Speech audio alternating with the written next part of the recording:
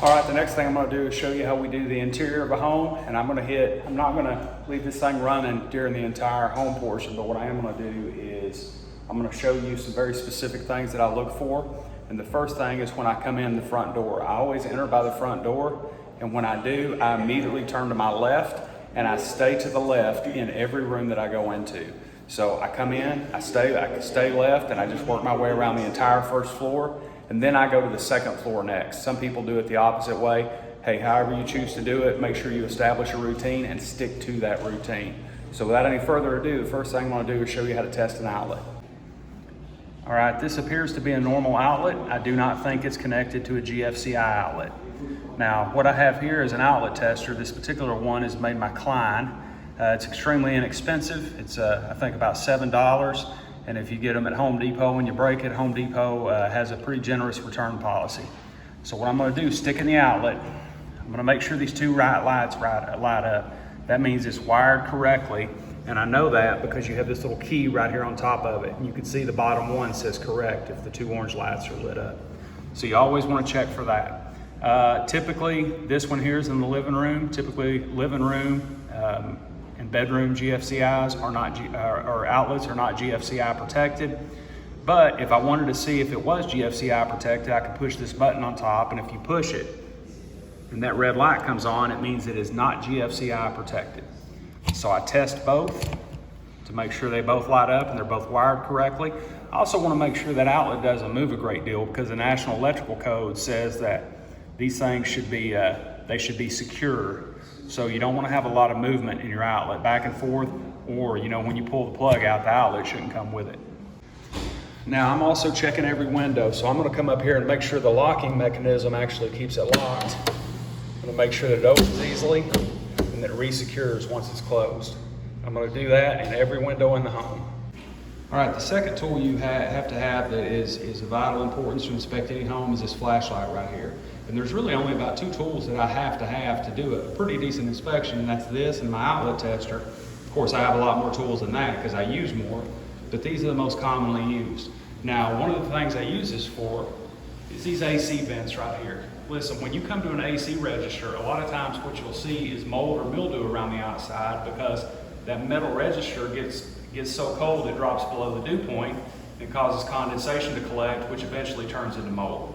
So what you want to do is you want to shine your flashlight up in there, and you want to make sure there's no mold or mildew anywhere on that register. And I can tell you, the folks who maintain this home have done a very good job of taking care of all that. And even up in the AC duct up there behind the register, there's no mold to be found. So make sure you look at every one of those AC registers as you go around the house. If you see mold, it needs to be removed. All right, so the next thing I'm going to inspect here is the kitchen. This is kind of a small kitchen, so it's going to be easy to look at. And I'm just going to walk you through the things that I'll look at in here. We're going to start to my left, and we're going to finish right here on the right, which is where you see basically the kitchen ends, and that's on the fridge. So first of all, depending on the age of your home, all of the outlets on or around the countertop will probably be GFCI protected because of the water source that you have here. Now again, it depends on the age of the home, but a good rule of thumb that you can apply is outlets within 6 feet of a water source should probably be GFCI protected. And again, that depends on the age of your home. So I'm going to test to see if this one is. You heard that pop. That pop was a GFCI outlet on the other side of the kitchen. It's actually electrically connected to this one. So you can see as soon as I push that button on my tester, the outlet popped. What I'm going to have to do is come over here, figure out where the outlet is. Here it is. I'm going to have to reset that outlet, and when I do, you can see my tester's back on. And as soon as I push it again, push that button, it pops again. So I'm going to have to go over here and reset. Now the next thing we come to is the dishwasher. Now you can hear the dishwasher running, and it was running when I started this video. It's good to be able to start the dishwasher and try to let it run through a pretty good cycle just to make sure you don't have any leakage. Now what I'm going to do is I'm also going to test this air gap. Now the air gap is this thing right here to the right of the sink, and it prevents any cross-contamination from the water that comes out of your dishwasher to make sure it doesn't make its way back up in your water supply. So I'm going to press this cancel button right here to cause it to drain. Now we're going to listen for it. can hear it right here in the air gap. But you can also, you can't see it now because it leaked pretty quickly. You can see the water flowing down there because that's where the dishwasher dumps out at. But as you can see, the air gap is not leaking at all. Now, when you drain the dishwasher, if you see water leaking out or coming out of this slat right here, that's a problem, and it's caused by the tube that dumps out in the garbage disposal. Usually that tube gets clogged up with junk and, you know, food waste and whatever you've been putting down the garbage disposal. As that's running, I'm going to turn on my garbage disposal and see how it sounds. See, that one's smooth. There's nothing in there. This is a bad air gap. No water should be coming out of there at all when the dishwasher is draining. Next thing I'm going to do is test the water. I'm going to run the water on both sides of the sink. You can do it one at a time. You can do it right in the middle and let the water come down both sides. But what I'm doing is I'm going to test the water temperature, but also looking under the sink to make sure that nothing's leaking as that water's running. And you can see that it's leak-free.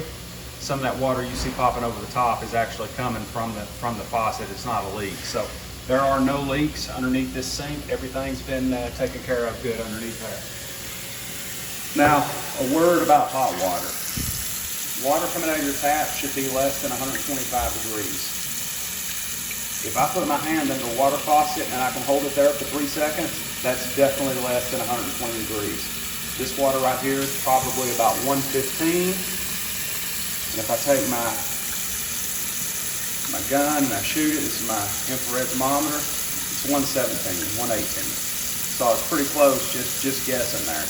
So what you want to do is run the water for a few minutes, give it a test, you know, see if you can hold your hand under it.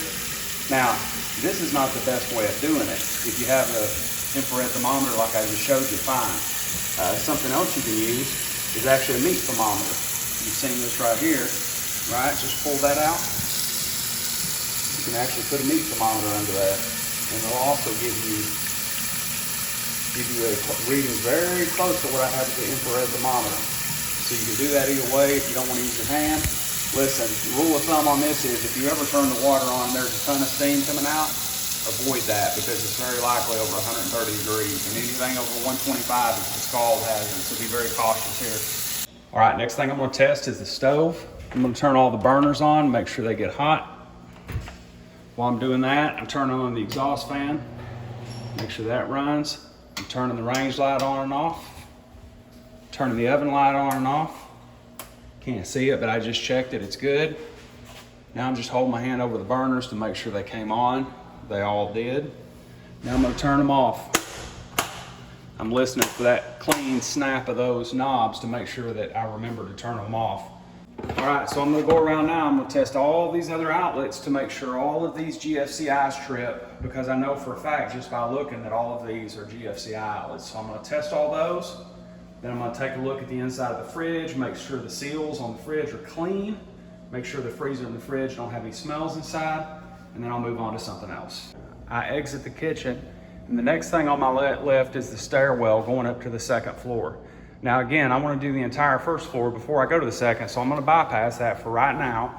And remember, everything you come to as you're walking left, you're going to test. So the next thing I come to is a smoke detector. Now this particular smoke detector, you want to look for a couple of things. Here on the installation where I look at homes, they actually write the expiration date on there. But if there's no expiration date, you can also remove that and look underneath it for the manufacturer date, and then you want to add 10 years to the manufacturer date, and that should be your expiration date. So you will see that there is a button on this smoke detector. Now, when I push that smoke detector, the National Fire Code requires that all smoke detectors in a home be linked.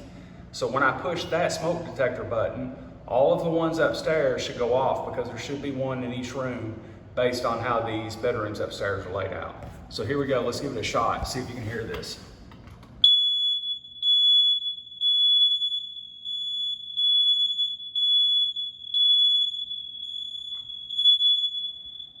All right, so you heard all those alarms going off upstairs. That's a good sign that they're all linked. Next, I'm coming to the closets here. I'm just going to test the light switch. Make sure the light comes on. Make sure there's no damage inside the closet. You can see we have a little bit of overspray from the baseboard onto the floor. that's a cosmetic issue, but it's one that I'll mention as in need of correction.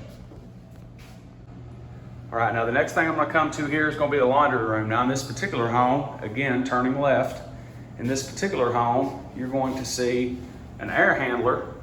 It's gonna be the first thing on my left.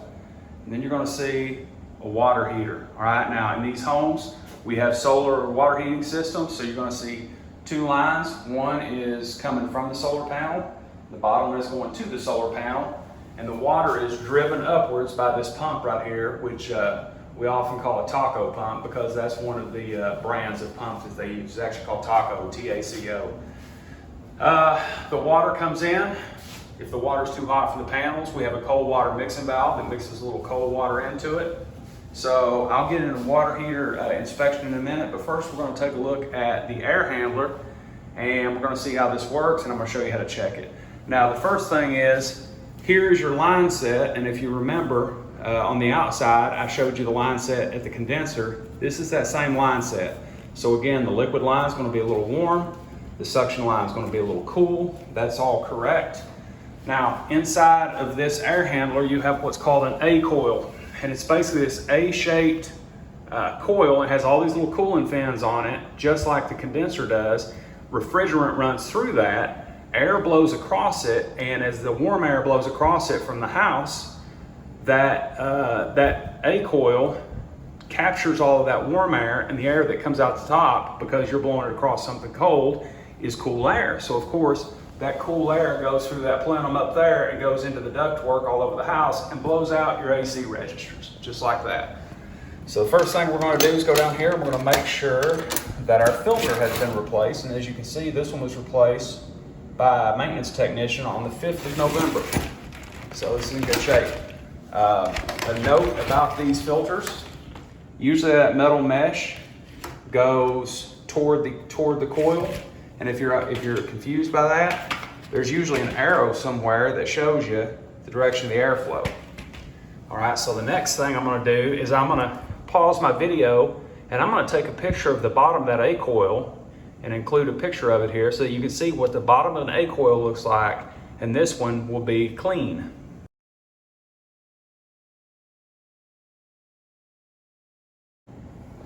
Okay, so that's what a clean A coil looks like, and the way that I took that picture is I simply set my iPhone on a 3-second delay. I turned the flash on and I put it under there and pushed the camera button and waited 3 seconds and it took a picture for me. You can also use an inspection mirror, it's just as easy, and a flashlight, but I like the iPhone trick because I like recording those pictures so I can, if I find a dirty coil, I can include that in my report. Now we're on to the water heater. Now a couple of things you want to look at on water heaters. First of all, you want to look for any galvanic action or corrosion. Here you see a bit of galvanic action, all right? Eventually, if left untreated, that can turn into a leak. And this particular spot right here is not terrible. It's not in terrible shape. Most of that actually doesn't really feel much past the surface at all, so that's all pretty new stuff.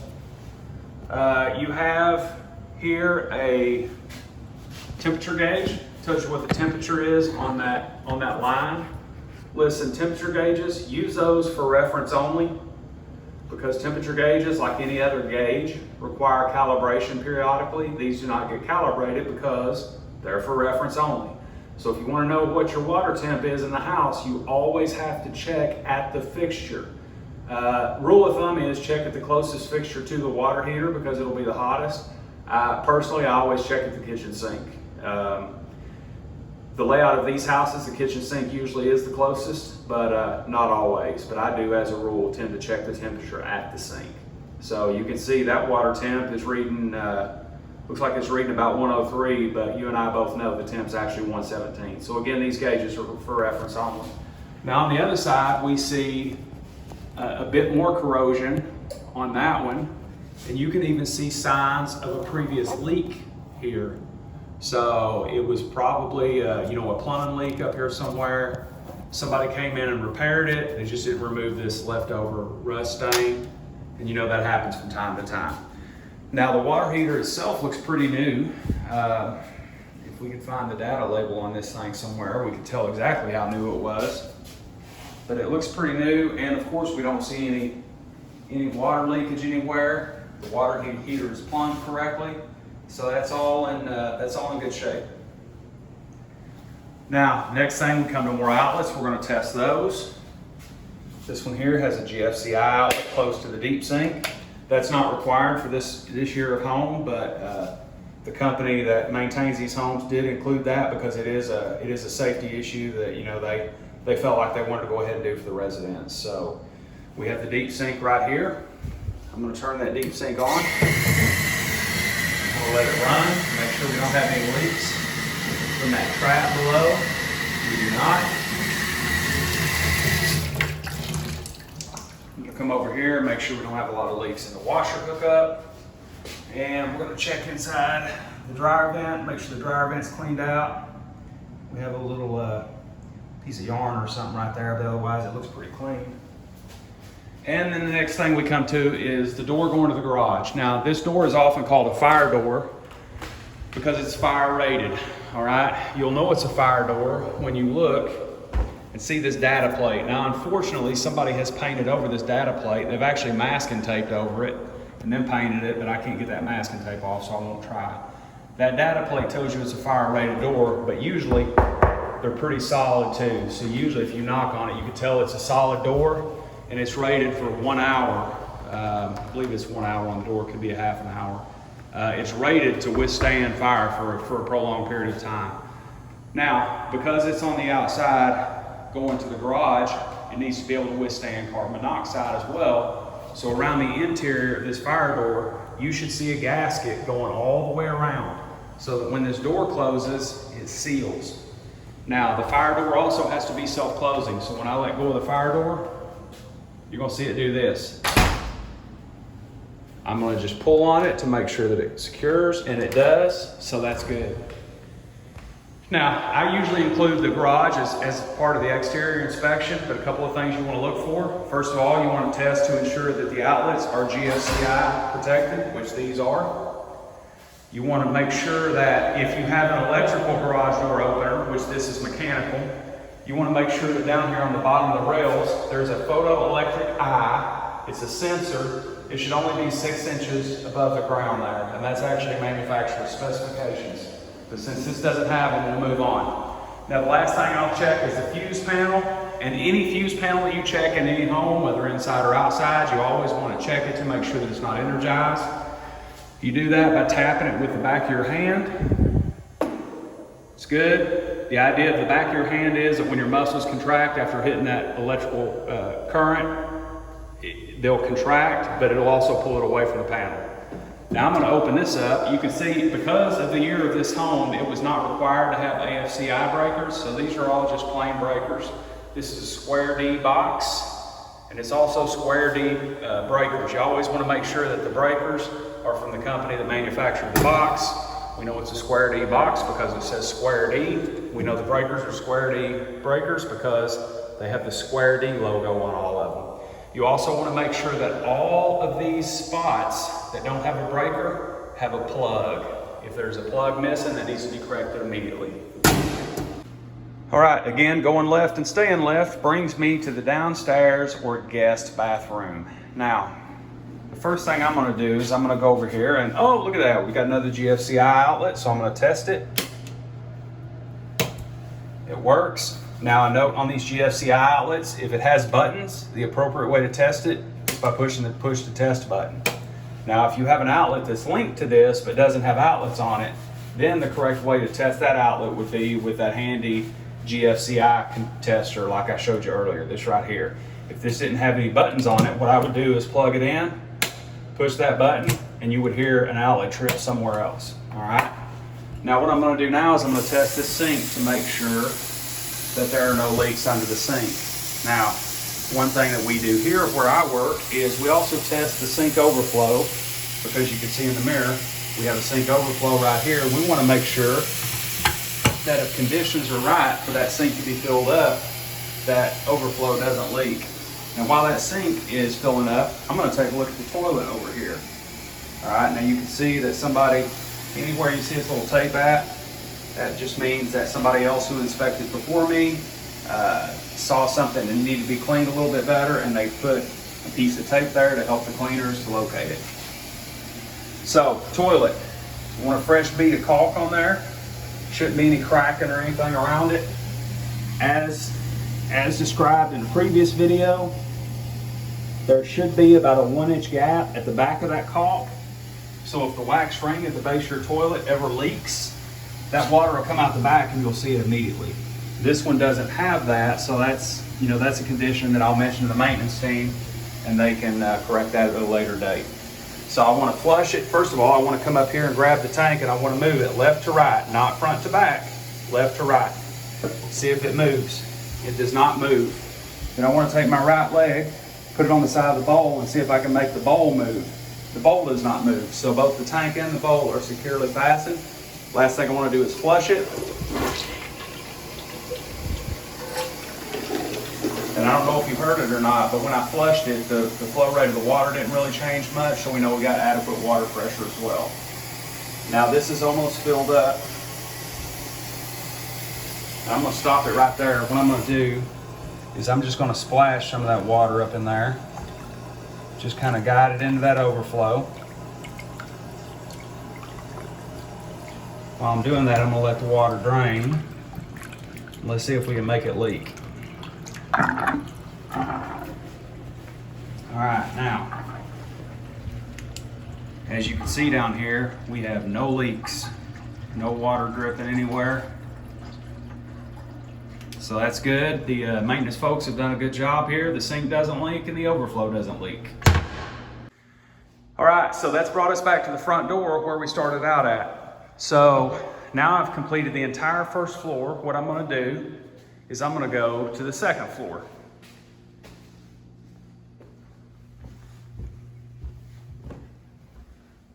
Here we have handrails. You want to always give these handrails a tug, make sure they're securely fastened.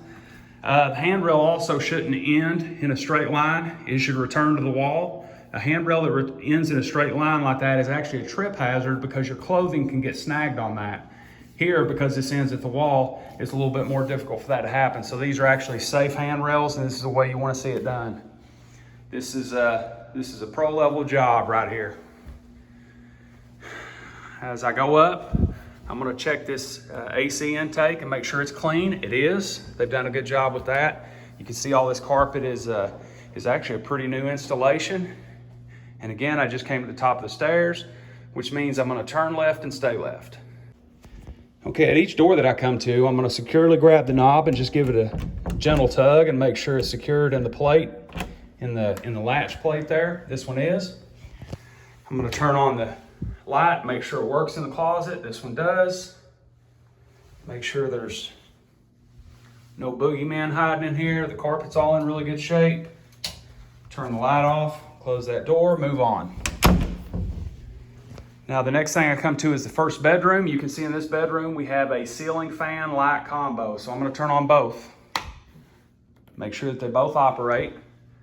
This does. I'm going to turn them off. We come to our AC vent. AC vent's in good shape. And then we come to our first outlet. All right, from my vantage point in this first bedroom, I can see the first row of shingles on this house. Now, something I've noticed about homes here that we look at is that folks like to hang Christmas lights on the roof. What that means is sometimes they'll open this window up and they'll actually walk out onto these shingles to hang lights. As I mentioned at the beginning of this video, concrete tiles are relatively fragile. They break easily, even though they're thick and they're made out of concrete. They're not designed to hold people's weights. So what I do is I look out here and make sure I don't see any major damage to any of the shingles. I don't know if you can see it, but there is a minor crack in this one close to me, but it doesn't look to be substantial. Any substantial damage, I'll annotate and notify the maintenance folks. All right, so before I leave, a note about the tools that I use. These are the tools that I use most often. Starting here, I've introduced you to my handy dandy flashlight. This is a lithium battery flashlight. It's extremely bright. You can also get these in rechargeable or just alkaline battery powered flashlights, and they're almost as good. We've already talked about the outlet tester. This is my infrared thermometer that you saw earlier. You can use this to not only test water coming out of the faucet, you can use it to test the temperature of components. I've used it to test that taco pump on the water heater before to see how hot it was. I've used it to check air coming out of the AC registers. So very useful item. Inspection mirror, you can use this to inspect the coils in your air handler. You can also use it to look in gutters and make sure that they're clean and free of debris. Of course, you have a screwdriver here with magnetic bits for anything that you have to remove to inspect. I also use a monocular when I'm outside to look at roof penetrations, shingles that I suspect are damaged, anything that's high up or further away than I can see with the naked eye. I use that right there. Now, up here we have a moisture meter. I use this when I suspect that there's moisture intrusion somewhere. This has a non-contact feature, as you can see, and you turn it on and just put it over something. And the non-contact mode allows you to not have to use the pins, but if you flip this up, it also has pins that you can stick into building materials to give you a moisture reading. So I've actually had to use that quite a few times, and it's very handy. It tells you if something has excess moisture in it or not. Here I just have a Gerber multi-tool. There are a lot of companies that make these. I got a Gerber, plenty of other ones out there as well that are just as good. And finally, I have a FLIR infrared camera. This is tough to do with one hand. I actually turn this on and it allows me to see hot and cold things. That helps me to isolate leaks, to identify components that are too hot. And this is handy for advanced diagnostics. So I like that as well. It's very useful. Hey, very important thing to remember, before you leave a house, make sure you go through every room, every bathroom, and make sure everything is shut off. No water's running, the stove's turned off, the dishwasher's off, all the lights and ceiling fans are off. You want to make sure you turn everything off, because I'm sure that the owner would appreciate that, or whoever's paying the electric bill would appreciate it, that you don't have their stuff running.